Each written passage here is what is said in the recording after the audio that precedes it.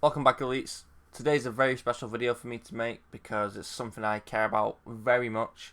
So it took a very long time to edit, a lot of retakes, and yeah, I'd appreciate if you liked the video and subscribed if you're new. But yeah, this is a deep dive into Forge and my opinions on why I believe it will save the game. If you have a different opinion, I support that. Please tell me in the comments and we can talk about it. That's fine. Just please don't argue or anything like that. We can have debates, just no arguments, because we don't really want that. We all want the same thing. We all love Halo. We all have the same goals. So let's get straight into the positive news then, which is an obvious one.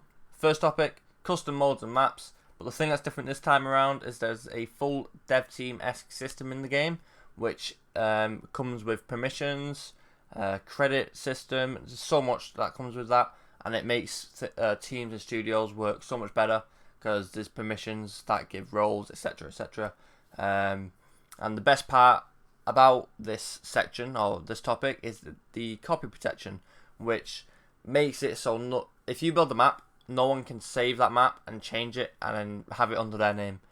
That map will always be under your name if you have copy protection on. No one can copy it, they can only download it, which is a huge, huge feature, especially for creators that don't really get seen a lot and then they get the build stolen and stuff like that. But the next topic is really interesting one, and it's the scripting in Halo Infinite's Forge. It's almost as powerful as some game engines, and in some cases, it actually is more powerful than game engines. So just let that sink in, and it's just insane. But it allows brand new modes to be made within hours, or changing guns completely, making it shoot different bullets, stronger bullets, or even kill balls. You know, just things like that. But the big takeaway from scripting, for me at least, is the fact we can do anything with it, practically anything, from simple things like opening doors to even more advanced things like flying spaceships, or if you want to go a step above that, you can actually do things like Godzilla fighting Kong, like huge, Godzilla fighting Kong, you know what it is. I'm not even joking, it's actually possible. But in conclusion to scripting, you can make a whole new game within Halo Infinite's Forge, like a whole new game. You can change the fundamental gameplay mechanics at will, change how maps play, and the cherry on top is it's faster and much easier than ever before, especially if you're coming from Halo 5. It's a lot easier, a lot more advanced, and a lot faster. So, yeah, if you're coming from Halo 5, you're in for a huge, huge treat when it comes to scripting, so don't worry about that. But now for my personal favourite topic is level design. And the amount of options we have for making maps is like nothing short of unreal. It is absolutely insane. With a budget of around 7,000 objects, it's about 6 times more than Halo 5. So if you use Halo 5's budget, you know kind of where we stand with the budget. We can make huge creations like never before. And please do note, this does not include scaled objects. By scaled objects, I mean if you have like 100 regular size walls to make one huge wall, then placing one wall and scaling that one wall up to the size of the 100 small walls, the budget will actually be affected 100 times more with the 100 small walls than the one scaled wall that's the same size of the 100 small walls. If that didn't make sense, skip it back and listen to it again. It will make sense, I promise. I get if it's confusing, but that's kind of the best I can come up with that. And the cherry on top of this is there's like small to no loss in quality. Just, yeah, it's mental, the scaling system in Halo Infinite. The amount of detail it keeps on the objects is surreal. Another thing in level design as well that a lot of people don't talk about, and it for me is a huge, huge system, is the prefab and folder system.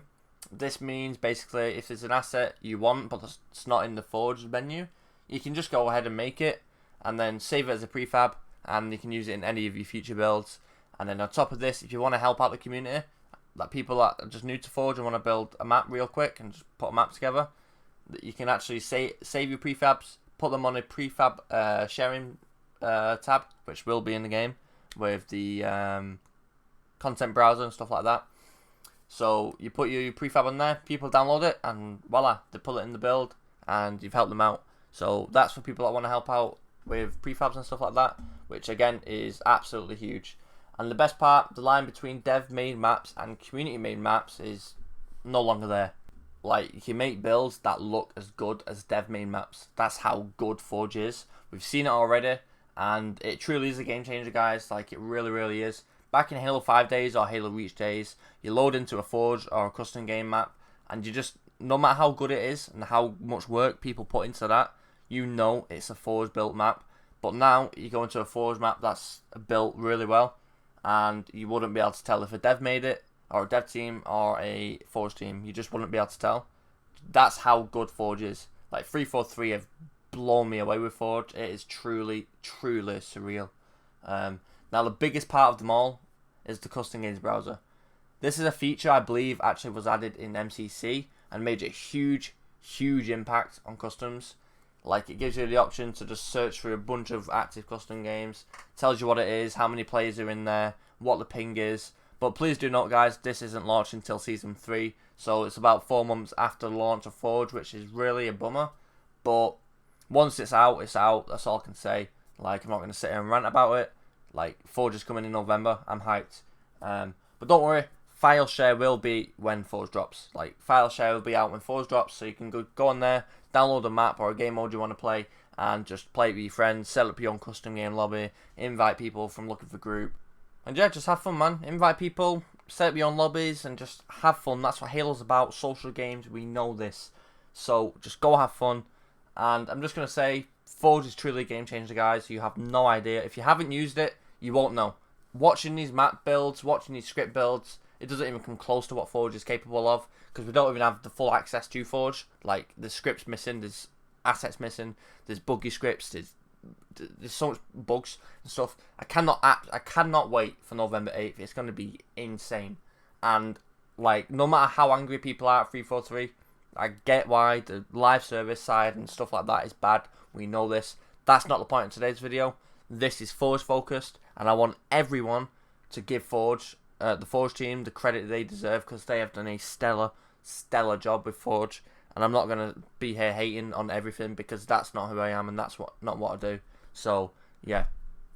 But from November 8th and onwards, guys, the community is going to do what the community does for Halo, and just give this game life.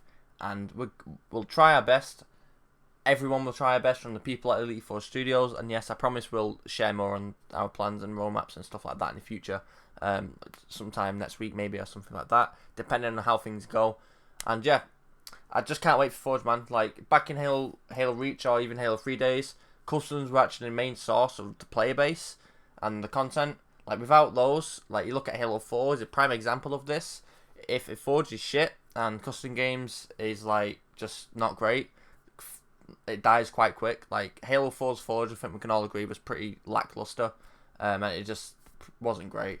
Halo's 5 Forge was great, but the game in socials didn't really exceed because, or succeed, should I say, because the gameplay and the core Halo audience wasn't there.